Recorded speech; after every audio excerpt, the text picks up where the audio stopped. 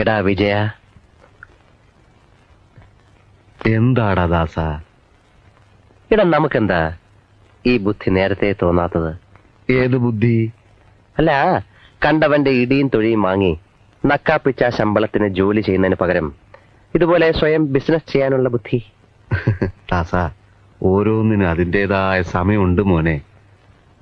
നമ്മുടെ ചെലവ് കഴിച്ചുള്ള മുഴുവൻ കാശും മാറ്റിവെക്കണം.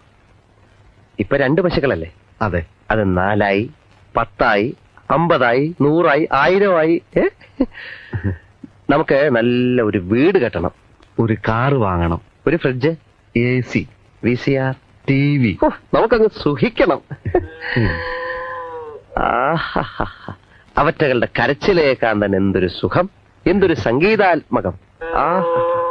ഐശ്വര്യത്തിന്റെ സൈറം മുഴങ്ങുന്നത് പോലെ ഉണ്ടല്ലേ? ഈശ്വരാ രക്ഷിക്കണേ.